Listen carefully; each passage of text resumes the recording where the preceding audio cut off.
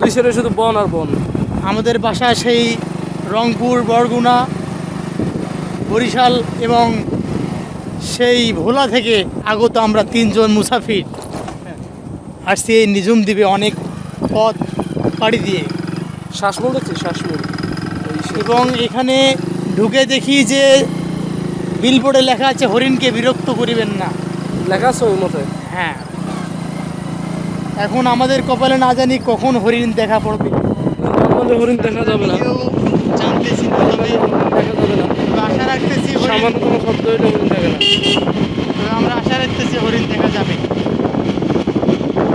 এই সেই মঞ্চে কোনো অহরহ হরিণের বসবাস, অহরহ রয়্যাল বেঙ্গল টাইগার।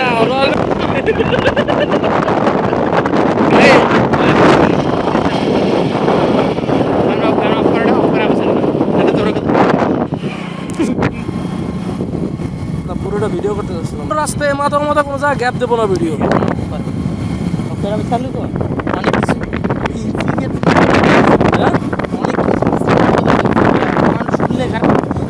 তোর কি মনে হয় ফেসবুকে আপলোড করবো?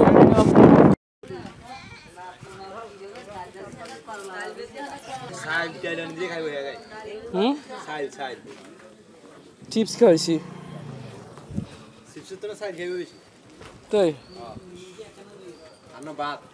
ভাত এমনি খাইতো না, তরকারি লাগতো।